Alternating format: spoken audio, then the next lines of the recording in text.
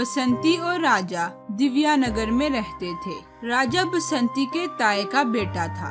बसंती के घर से कुछ ही दूरी पर राजा खूबसूरत और आलीशान घर में रहता था, जबकि बसंती माता पिता की मौत के बाद अपनी टूटी फूटी झोंपड़ी में अकेले ही जिंदगी गुजार रही थी। वो रोज सुबह उठकर राजा के घर साफ सफाई का काम करने चली जाती, जिसके बदले में राजा की माँ उसे 3 वक्त का खाना खिला देती।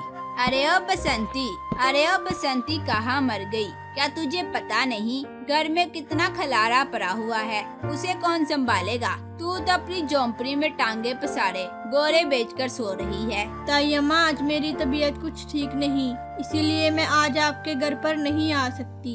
अरे ओ कलमुही, तेरी सेहत भी आज ही बिगड़नी थी। क्या तुझे पता नहीं शहर से राजा के दोस्त आ रहे हैं और घर में उनकी दावत का बंदोबस्त करना है। हमारे घर का काम कौन करेगा? तेरी वजह से मैंने सब नौकरों की छुट्टी करवा दी, मगर एक तू है, हमारा ही खाती है और हमें ही नखरे दिखाती है।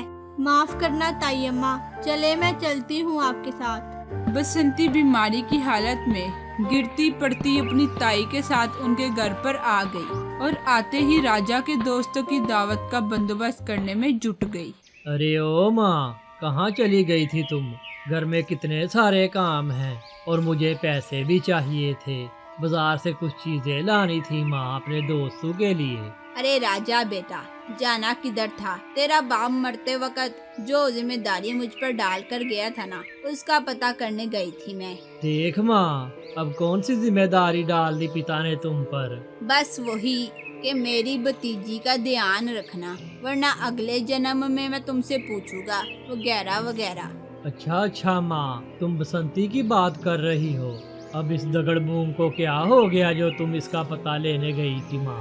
अरे होना क्या था, उस निकम्मी कामचोर को जब पता चला कि तेरे दोस्तों की दावत है, बीमारी का बहाना करके घर ही पड़ी रही मेहरानी। माँ मुझे बोल देती, मैं बालू से घसीट कर लाता इसे।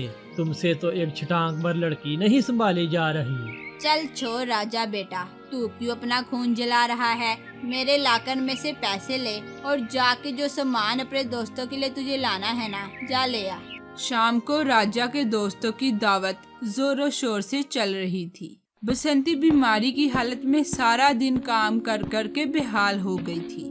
राजा के दोस्तों की खिदमत करते हुए पार्टी के दौरान बसंती वही गिरकर बेहोश हो गई।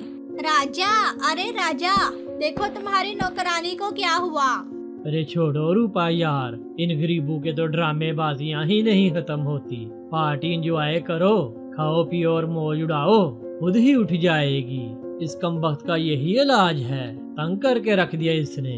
राजा बेहोश पड़ी बसंती को 2-3 ठोकरें मारता है। राजा के सब यार दोस्त पार्टी में खाबे खाकर चले गए, मगर वहाँ पड़ी बसंती को काफी समय गुजरने के बाद भी होश ना आया। इतनी रात हो गई है, ये कहीं मर खप तो नहीं गई? हाँ माँ, मुझे तो लगता है ये मर चुकी है। इसके मर्डर के चक्कर में कहीं पुलिस हमें ही ना पकड़ ले माँ। राजा, एक तू भी ना अपने बाप की तरह बहुत ही डरपोक है। वो भी कम वक्त सारी जिंदगी इसी तरह डर डर कर मर गया। देखो माँ, तुम मरे हुए पिता को तो माफ कर दिया करो, जो मुंह में आता है बके जाती हो। अरे इसके कत्ल में पुलिस हमें क्यों पकड़ेगी? कौन सा हमने इसे मारा है, खुद ही खा खा कर मर गई। बस तू ऐसा कर, इसकी लाश उठा और जंगल में फेंका। राजा बसंती को उठाकर अंधेरे का फायदा उठाते हुए उसे जंगल में फेंक आता है। दूसरे दिन सुबह के सूरज की किरणें बसंती पर पड़ी तो वो होश में आ गई। अरे मैं कहाँ हूँ? मुझे यहाँ कौन छोड़ गया? तुम्हें यहाँ एक लड़का छोड़ के गया है। बसंती आवाज से चौंक कर ऊपर देखती है तो पेड़ पर एक बहुत ही सुंदर बोलने वाला तोता बैठा हुआ था। अरे इतना प्यारा तोता, तुम बोल सकते हो?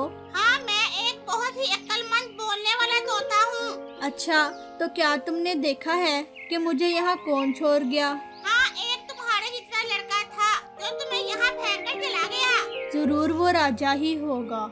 ऐसा सोचकर बसंती बहुत उदास हो गई और उसकी आंखों में आंसू आ गए। अरे लड़की, क्या हुआ? तुम एकदम से उदास हो गई? काश वो मुझे नदी में फेंक देता और मैं डूबकर मर जाती। अरे प्यारी लड़की, तुम ऐसी बातें क्यों कर रही हो? मुझे अपनी कहानी बताओ, मैं तुम्हारी मदद करूँगा। बसंती सारी आप बीती मिट्ठू तोते को बताती है। मेरी ताई ने मेरे पिता और ताया जी की सारी दौलत पर कब्जा कर रखा है और अब मुझे यहाँ जंगल में फेंक गए। अब मैं क्या करूँ? बदला लो। उन्होंने जो तुम्हारे साथ किया, मैं इसका बदला लेने में तुम्हारी मदद करूँगा। हम बदला लेंगे कैसे? जितनी भी दौलत है तुम्हारे हिस्से की, हम तुम्हारी ताई से हथिया लेंगे। उनको इनके किए की सजा जरूर मिलेगी। अब तुम मुझे अपने साथ अपने घर ले चलो। बसंती मिट्ठू तोते को लेकर अपनी झोंपड़ी में आ गई। कुछ दिन ऐसे ही गुजर गए। दूसरी तरफ बसंती की ताई राजा की शादी करवा देती है। अरे माँ किधर हो तुम?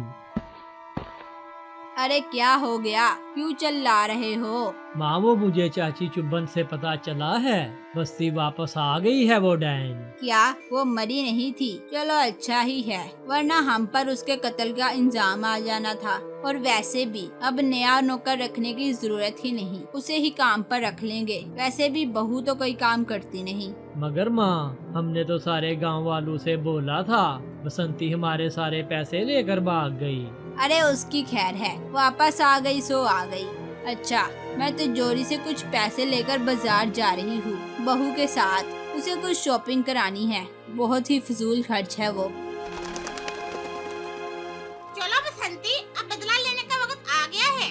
ताई अम्मा अपनी सारी दौलत तिजोरी में रखती हैं। वहाँ से कैसे पैसे लेंगे? तिजोरी की चाबी ताई के पास ही रहती है। मैंने देखा है, तुम्हारी ताई आज तिजोरी खुली छोड़कर चली गई है। अब तुम्हारे हिस्से की सारी दौलत तुम्हारे पास आएगी।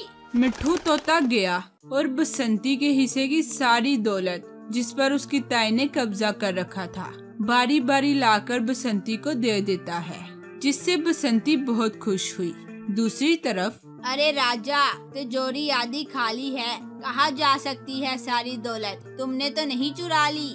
देखो माँ, भला मैं क्यों चोरी करूँगा दौलत? अरे क्या पता, तुमने अपनी फजूल खर्च पत्नी के कहने पर चुरा लिए हो पैसे। हाय हाय, मैं क्यों राजा को पैसे चुराने का कहने लगी? मेरे पास अपनी बहुत दौलत है। पक्का आपने ही उड़ा दिए होंगे कहीं पैसे और हम दोनों पर अब इल्जाम लगा रही हो। वो सब आपस में बहुत लड़ाई करते हैं। एक दिन बसंती उदास बैठी थी। अरे अब क्या हुआ बसंती? तुम्हारे हिस्से की सारी दौलत तो तुम्हारे पास है, फिर उदास क्यों हो? मेरे पिता के हिस्से की जितनी भी दौलत थी वो मेरे पास है, मगर मेरी माँ का एक बहुत ही कीमती हार था। जब मैं छोटी थी तो वो कहती थी मेरे बड़े होने पर वो हार मुझे दे देंगी। वो मेरी माँ की निशानी है। वो हार अभी तक ताई के पास ही है। तो इसमें कौन सी बड़ी बात है? अभी लेकर आता हूँ तुम्हारी माँ का हार। परेशान होने की जरूरत नहीं, मैं बहुत पहुँची हुई चीज हूँ। मिट्ठू तोता जाकर बहुत ही होशियारी से बसंती की माँ का हार उठा लाया और बसंती के हाथ में थमा दिया, जिसे देखकर बसंती बहुत खुश हुई और मिट्ठू तोते का शुक्रिया अदा किया। अरे बहू, मेरी अलमारी से एक बहुत ही कीमती हार गायब है। वो मेरे गहनों में सबसे महंगा था। अब ये क्या तमाशा है? हर रोज कभी पैसे तो कभी गहने गायब हो रहे हैं। कौन है इस घर में चोर जो हमारी सारी दौलत चुरा लेने लगा है? मिट्ठू तोता खिड़की में खड़ा उन सब का तमाशा देखकर बहुत हंसता है।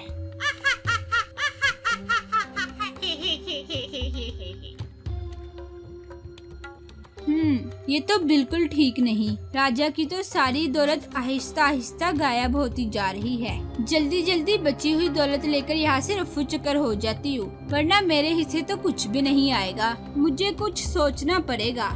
हाँ, इनकी शाम की चाय में जहर मिलाकर दे दूंगी और सारी जमीनों के कागजात लेकर भाग जाऊंगी।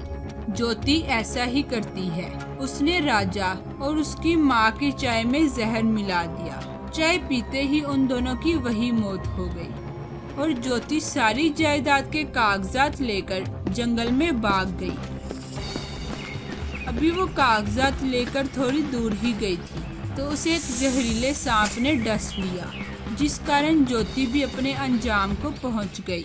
बसंती, मैं खाने की तलाश करने थोड़ी देर के लिए जंगल में जा रहा हूँ। जब मिट्ठू तोता जंगल में पहुंचा, तो उसे ज्योति की लाश दिखाई दी। अरे ये तो राजा की पत्नी लग रही है। और ये कागजात क्या है? मिट्ठू तोता कागजात देखते ही समझ गया कि क्या हुआ होगा। वो सारे कागजात उठाकर बसंती के पास आ गया और उसे सारी बात बताई। बसंती, ये सब ज्योति ने किया है, मगर राजा और उसकी माँ की मौत का इल्जाम तुम पर भी आ सकता है। बेहतर होगा कि हम यहाँ से कहीं दूर चले जाएं और आराम से अपनी जिंदगी गुजारें। तुमने सही कहा। तुम्हारा शुक्रिया मिट्ठू तोते, तुमने मेरा बहुत साथ दिया है। अब मैं हमेशा तुम्हें अपने पास रखूंगी।